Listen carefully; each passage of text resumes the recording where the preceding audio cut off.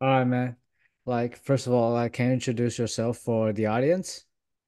Yeah, so my name is Dwain Bradshaw. I'm currently the director of performance here at Exos in Dallas. So, I know prior from Exos, you work with like Auburn, am I right? Auburn, Yeah, USC, yep. and man, you have some great this. Yeah, so I've really been blessed because I've been all over the place, right? And I really see it as like a chef that has been able to be in a lot of kitchens and get a lot of different ingredients to ultimately prepare what we want to be the perfect dish. So So, how exactly from like all those big time D1 school, you work at all those school and go to Exos? yeah, so I'll just give the audience a quick background of kind of all the places that I've been. So I started off at Arizona State. I played safety there, and then right when I got done, I always knew I wasn't going to be. I didn't always know, but I've always wanted to be a coach. Right, my goal was always to just get to college, and then I wanted to be a coach. I didn't know if I wanted to be a position coach or a strength coach, but I just know I wanted to coach and develop athletes. So right when I got done at Arizona State, that's where I first interned.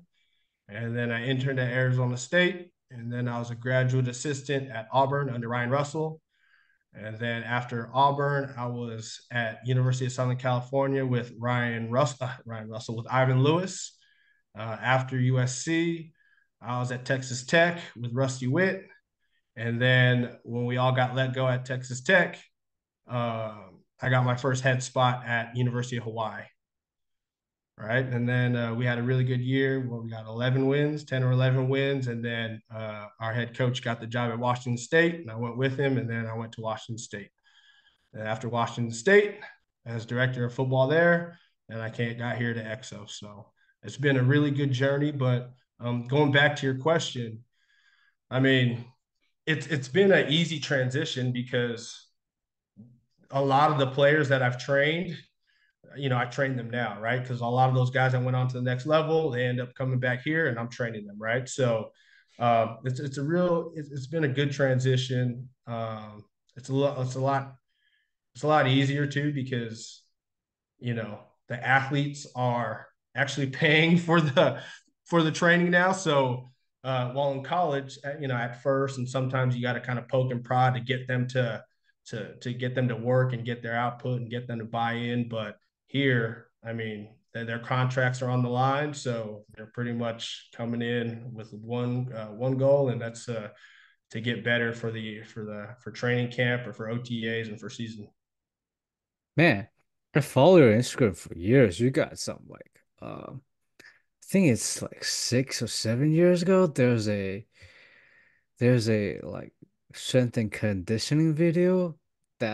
I think it's Auburn. Let me see. I think Okay, it's yeah, yeah, yeah, yeah, yeah, yeah. that was like really big time video, and you were there. Yeah, see, so that's one of the so like I said, being at so many different places, you get a lot of ingredients, right? While at Arizona State, it was more the mental toughness uh and we're gonna strain to get mentally tough to be able to finish games and all that good stuff. But then when we got to Auburn, it was like, all right, wow, this is like something I've never seen. We didn't do these kind of plyos, this kind of speed work. So, um, I mean, that was such a great experience. And then Ryan Russell too, the head strength coach there. No one really knows about him because he's pretty low key. He's not on all these podcasts. He's not on social media. So he pretty much flies on the radar. And I mean, that staff that we had there, I mean, we all pushed each other to be the best. And I think that's one of the biggest reasons that I think I've been able to have the success I've had is my experience there. Nice, nice. So, um, we talked before the recording, and so why exactly do you want to go to Exos? I mean, you're going to get the best when it comes to the training, the nutrition, and the physical therapy. I think that's the biggest difference. And that's the reason why, even during combine, why you get such such big gains. And I remember before I got to Exos, I was always like, did we already get the best athletes, right? They're already fast and all that. But then, this last combine, you get guys dropping guys from a 4.6 to a 4.4 and guys gaining like 17 pounds while keeping the same body comp or even dropping body comp. It's because you get the whole picture, right? You get the training because everybody trains, but it's the physical therapy on top of it, and it's the nutrition. Nice. So you also mentioned that you get to work with athletes that are like in the next level, like NFL. You used to train them at college level. How Yep. does that feel like? Like after a few years, you get to train them again. How does that feel?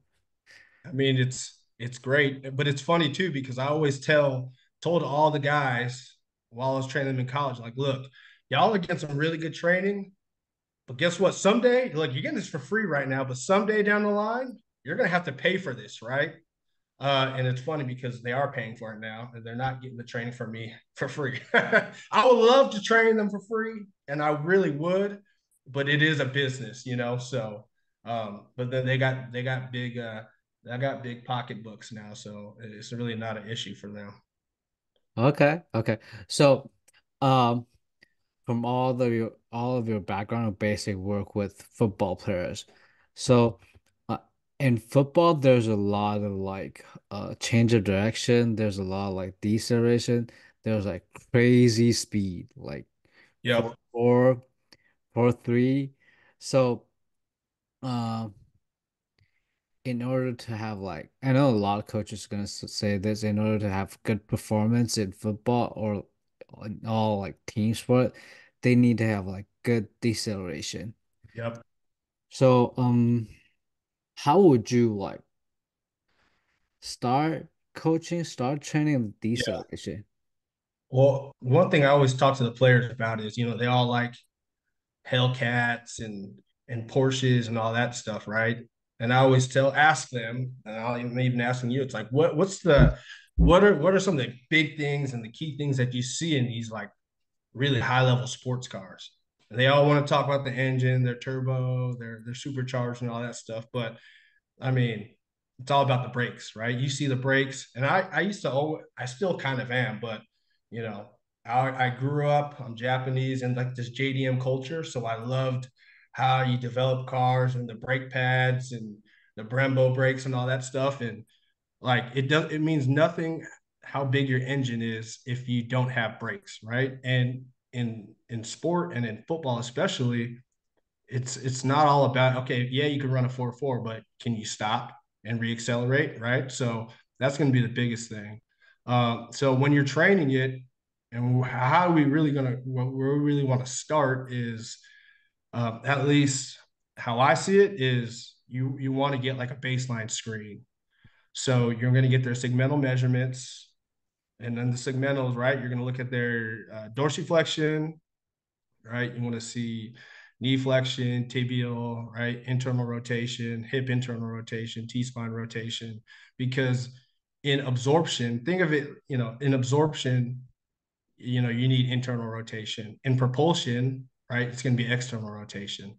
So we're going to get all those segmental measurements on the force plate, right? Eccentric, RFD, um, right? That's going to be the main one. But then also when you get their body comp to see what their, body fat is, to see, okay, is this, and I'm a little older and I always try to talk to these players about it, is like Pimp My Ride. Do you remember Pimp My Ride? Have you seen that show? No.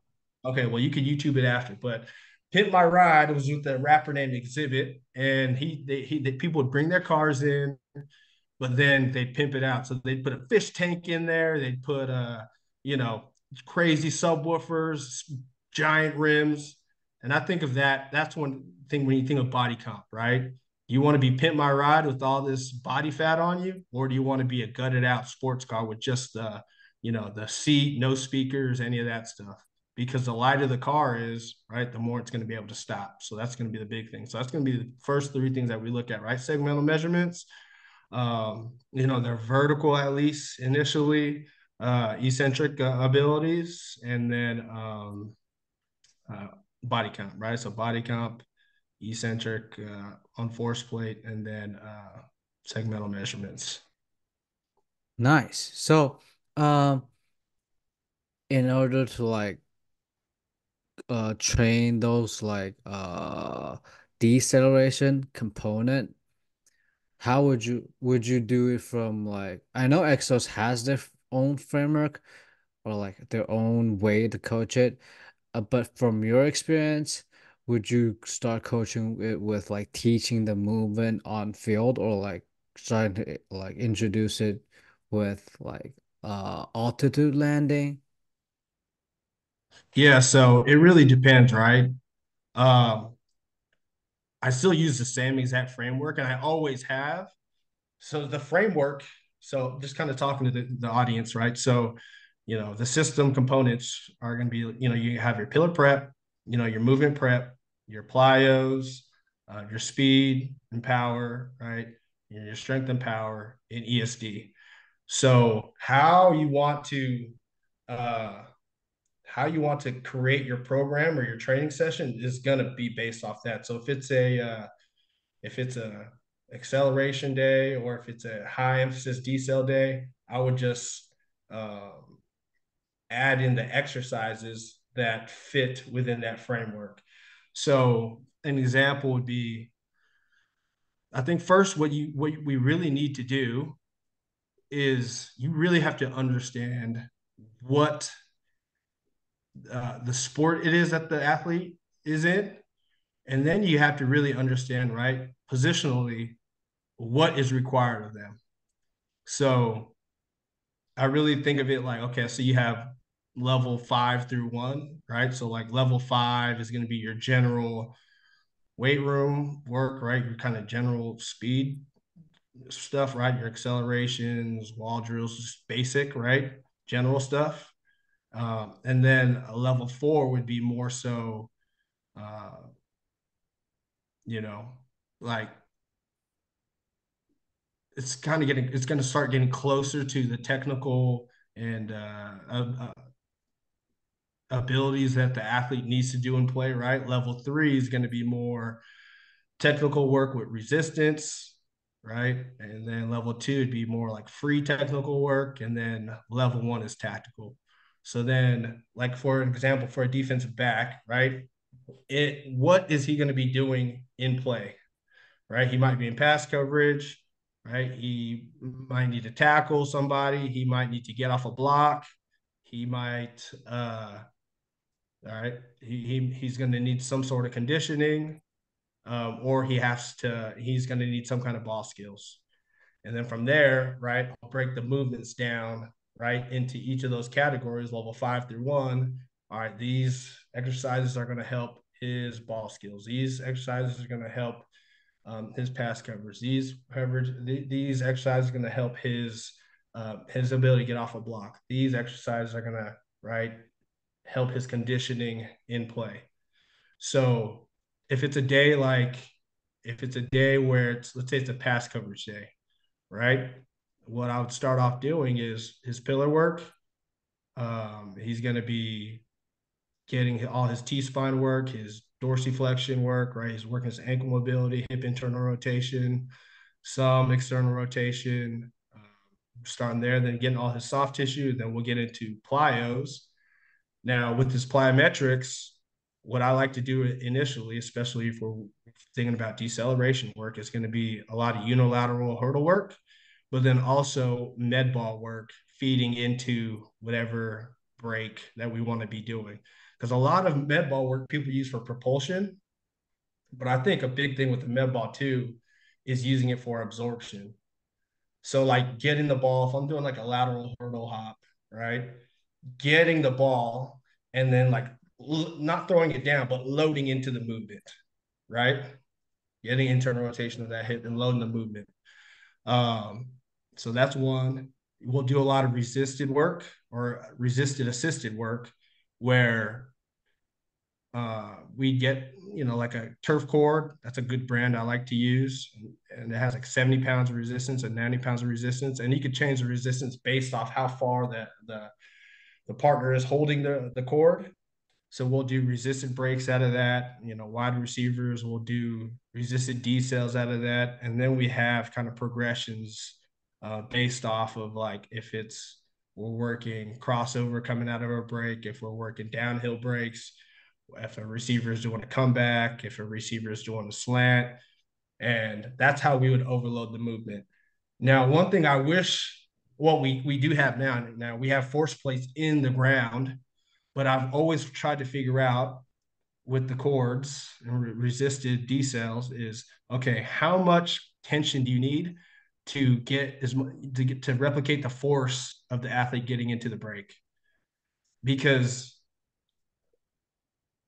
like let's say if an athlete's doing 45 breaks during a practice, um, to do 45 breaks in training, you're going to get exhausted just from the getting into the movement, right? From the 15 yards or 10 yards getting into the movement. So, how much force is needed from the cord to be able to replicate the same force? Because then you can just work the top of the route. And we've been doing it, and I haven't got the exact metrics in yet, but with the resisted breaks and the resisted assisted breaks and all that stuff, you're able to get, you're able to get those 40 reps. Now you might bleed it into the movement session, and then you might finish, the last 30 at the back end of the strength session. But that's one of the biggest ways that I like to train the decel is the the resisted or the assisted into the deceleration. But then in the weight room, right, altitude drops, depth drops. One I think too is, in the past, what I've always done is like, you know, if I'm doing a forward like a kettlebell forward lunge or something like that, I'd always load it like contralaterally.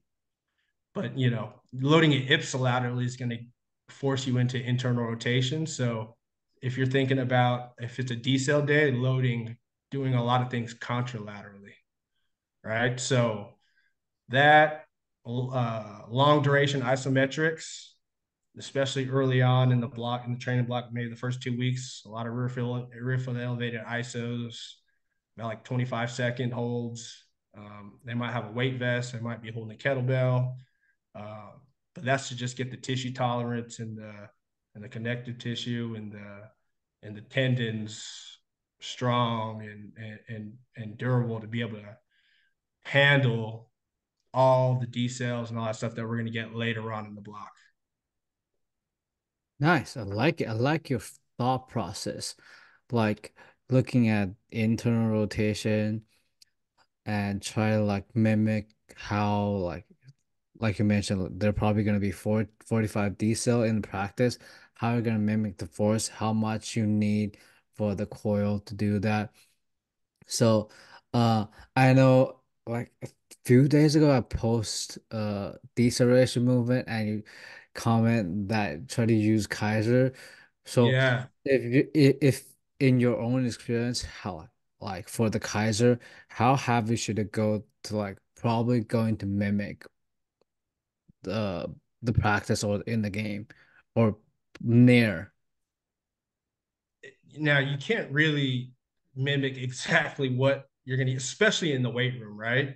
But I think with what you're going to, in the weight room, you could work speed or you could work really slow and long duration eccentric. So what I was telling you is like on the functional trainer, you might hold the cable or you could have it belted up.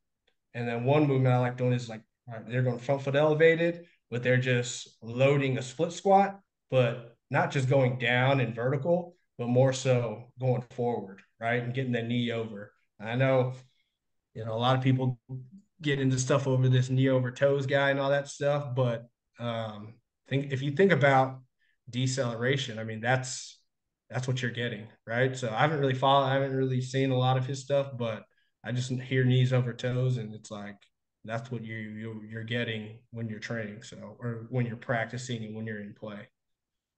Cool. So besides like the hip internal rotation, uh the thoracic spine rotation, is there like other movement stuff you're gonna look into, like you mentioned, probably positive shin angle, negative shin angle, and like uh, is there other like key things you're gonna look into? I mean, if you're able to get into those shin angles, it's going to drop your center of mass because that's what it's all about, right? Dropping your center of mass. But then at the same time, it's you want to make sure you're able to get into I call it like next play position.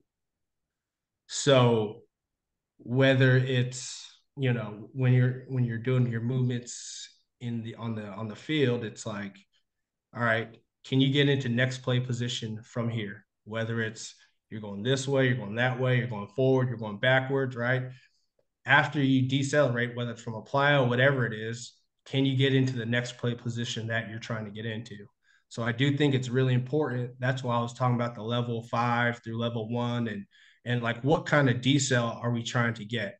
Are we doing a decel where we're just, redirecting and we're going to chase some guy down here? Are we getting a decel where we're, dang near like wrestling, sliding your knees down and you're about to make a tackle? So you have to understand, okay, what quality and what type of decel I'm trying to work um, to create the stimulus that's gonna, you know, create the adaptation for what the athlete's gonna see in play. I keep going back to in play because at the end of the day, it's all about what happens on the field. You know, I think one interesting thing would be it's like, yeah, like the weight room is very important, but I tell the players this too. All the resisted work that we do, that is strength work too, right? But that's just more specific to what they're going to be seeing.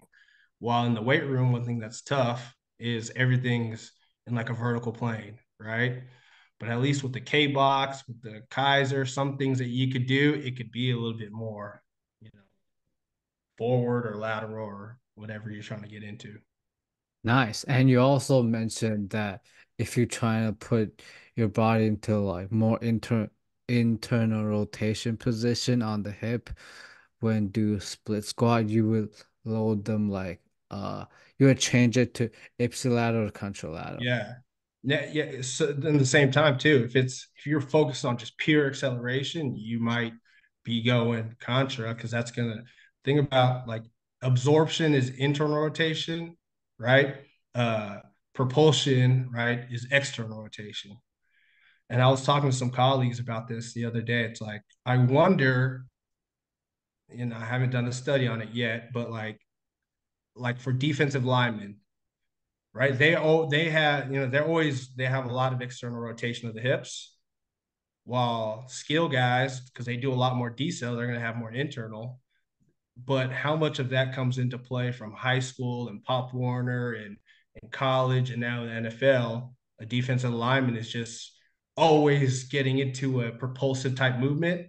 And if they are decelerating, it's always going to be someone kind of stopping them, right? Because they're making a tackle. It's a little bit different with the edges now because they're like linebackers, but like interior guys, it's like, they're really not doing a lot of deceleration. Their decel is coming from, running into somebody. Yeah. So, yeah. I like your thought process. So, uh, the next thing besides like deceleration is like change of direction. So I know people talk about like you have a good deceleration, then you will have like good change of direction. So and you mentioned that deceleration you're gonna look into internal rotation. What about change of direction? I know it's kind of the similar when you talk Yeah. about like So are you getting talking to about the once you're next getting play. out of the movement, Yeah. right? So then now when you're getting out of the movement, right, it's going to be all extension. So the thing about absorption, right, it's all flexion. And then anytime you're getting out of movement, when you're getting out of a stance, whatever it may be, right? It's all, extension. So extension of the hip, knee, ankle, plantar flexion, all that stuff. So it's going to be very similar. It's pretty much the opposite of what you're looking at from the absorption, right? Now you're looking for hip external rotation, right? A more, instead of like ipsilateral rotation, you're going to think of more external rotation, the opposite way, um, or contralateral rotation the other way. It's pretty much the same, but just opposite, right? Um, so I don't know if that answers the question, but No, I like it. I like it. But uh how about I know exos talk about like landing foot like shoulder width or hip width. Do you think like when it comes to like real play these kind of stuff matters? well, so I think, generally starting off when you're doing, your bilateral landing, you want to have, because if you think about it, really depends. So if you're moving laterally, feet needs to be outside of the center of mass, right? Um, if you're going to be moving behind you, right, and your feet need to be in front of the center of mass. Same thing if you're going forward, feet need to be behind center of mass. So uh, I think really when it comes to like the landing athletic position or feet under the hips, I think that's just getting the athlete to at a base general level 5 type movement, getting the athlete to understand how to land, right? And then from there, you might start to um, progress the landings. But now at the same time, like you're never if you when you're changing direction, your feet aren't always going to be, they're not going to be right under you, right? They're going to be outside of you. So yeah, you might land with the wide base, but even still, it's like that has really nothing to do with uh, how the athlete's going to change direction. So I'd rather do, you know, lateral med ball, right? Hurdle hops, but then they're going to land, but they're going to have the lean. It's going to be kind of tough, right? So a progression might be all right, lateral hurdle hops, holding, right? Lateral hurdle hop, right? Letting go of the ball and then reaccelerating. And then without the ball, just getting into it using the arm action to get through as well. I really like, I know I say this a lot of times, but I really like how you categorize movement. You kind of put in, kind of like put everything in a simple way that easy to understand. Because I know it's before we start recording, we talk about like sprinting mechanic a little bit.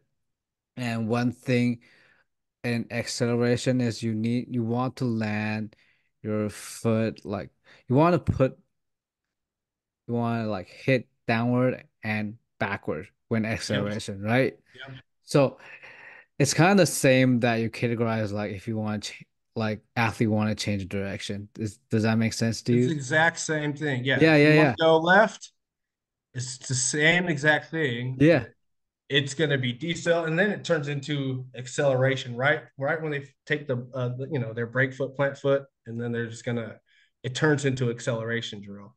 So anytime, once you take the two transition steps or maybe three, it just turns into acceleration after that. Nice, nice. It's So really simple, like you said. I think people try to make it very complicated, but if you just watch and see what they're doing, I mean, it's if you just break it down, try to like, like part whole method, if you just break the movement down, you're able to solve a lot of the questions that the body's trying to get into. and one thing I really like is the f- after the first question about deceleration, the first thing you mentioned is internal rotation. and you t talk about like how you're gonna load the internal rotation, why is internal rotation. I really like that because Yeah, now there's not a lot of coaches gonna discuss about this. yeah. And one of the biggest reasons I came to Exos too is to get, I would say, like a PhD in performance. Because I've always wanted to have and tried to have a model where I'm working really hand in hand with the PTs, but sometimes it's tough with athletic trainers. It's like they got a lot of stuff going on, and uh, we try to get all these segmental measurements. When I was at Washington State, and it's like they just that's too much work. Yeah, so now that we really have a team of PTs, of performance coaches, like an education team, all that stuff. It's like whenever I have any questions, I just shoot it around, and then we really try to work to solve it and figure out the answers to the questions. I mean, Exos is a great place. Exos, I mean, I get I went to Exos Arizona like 5 years ago and met like Victor, Tristan, all those guys. That kind of like changed how I view performance training. Change how Yeah, I view strength and conditioning. I used to be the guy who only look at like the velocity zones, look at like I should probably look at the power, just look at the power output. And interesting enough is like uh I think yeah, 5 years ago they said you need to look at the movement. Movement is the most important thing. And we discussed about like we I was watching the artist course about like sprinting. Dan Paff said the same. You need to go back to the movement. Movement is the most important thing when it comes like training athletes. yeah. And one thing that's tough too, though, is especially in football, it's so like concentric. This field is concentric dominant, and you're kind of held by what, at least in college football, you're held to what the football coach wants, right? He wants the big squats, he wants the big deadlifts, you want the power cleans and all that stuff, but uh, it's like if the athlete can't get into the positions that he needs to get into, and if he can't produce power out of the positions that he needs to get into on the field, all those squats and stuff mean nothing. If anything, that might make it worse, right? So, Does that mean that like nowadays, since you're exos, like uh range of motion or like being able you're gonna focus at being able to stay at that position? Is that a thing you're probably gonna work on? so I that's what I did. I've always done that, and I think one thing is like I was a guy I'm not going to change my philosophy based off of what a head coach wants, you know, because um, I think that what the production on the field, it it proves that it works, right? So, um, like I said earlier, it's like my philosophy really has not changed much since I've got here. Now I just have more support with nutrition and the physical therapists because we all work together every single day, hand in hand, right? Before the athlete uh, gets to me, they're with the PTs and they're doing all their work with them. And then they come to me, right? So the PTs make sure they're able to get into the positions and be able to create those patterns that we need. And then it's my job to make sure that they're able to create power from those positions, those patterns uh, that they're getting more range of motion out of from the PTs. Cool. So Uh, one thing I noticed is like when I got to the state is there are more and more sport technology. There are like force plate, like you mentioned. Yep. There's like uh velocity-based training. There's like GPS data, Kaiser, whatever that is. Do you think that like how does that help you when mm, when you try to like put in a program?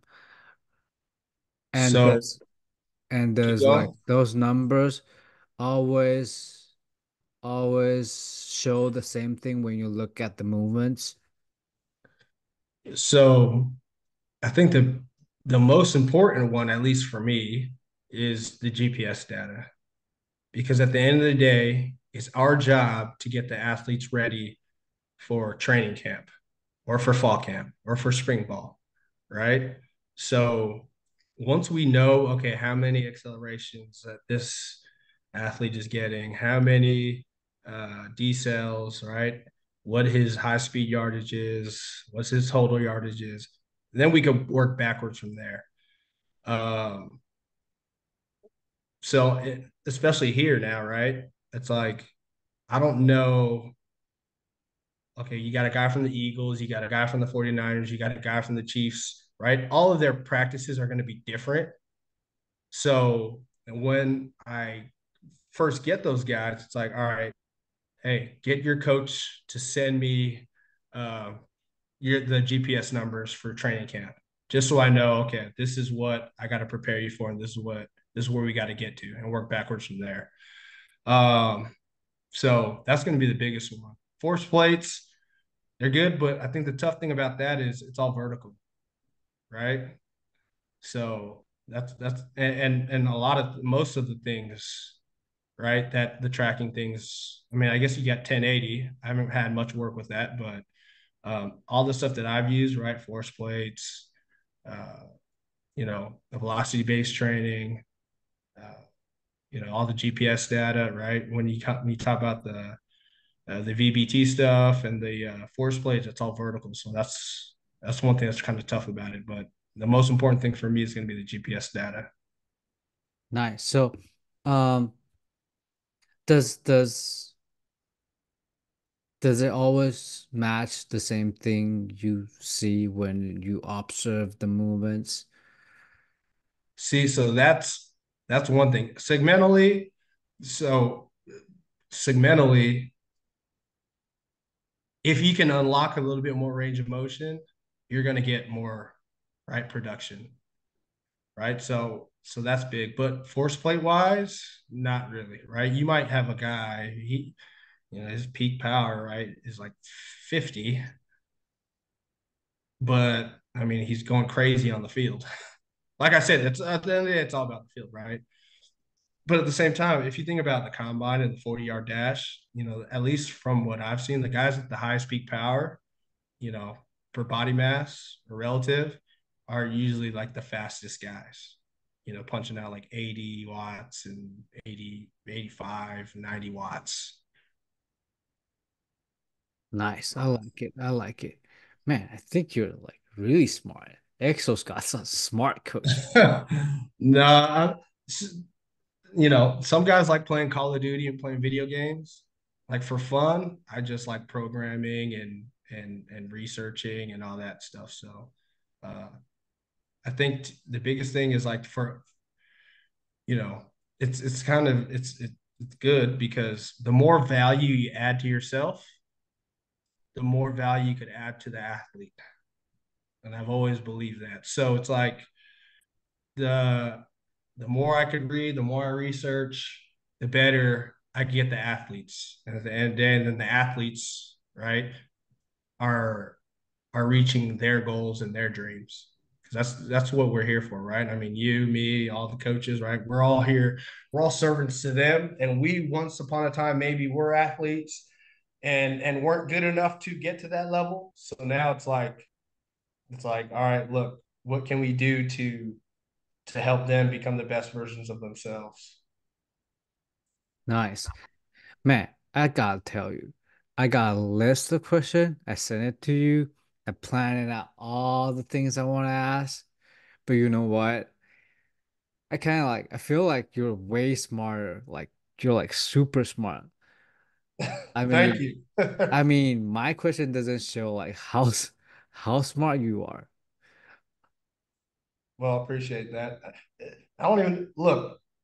I was probably a man. I struggled through school, like school, right? But I think when you find that something that you're passionate about, it's like that's your that's your ikigai, right? That's your kind of that's your meaning of life, right? And my meaning Yeah. is all right. I want to help create the best. I want to be the best.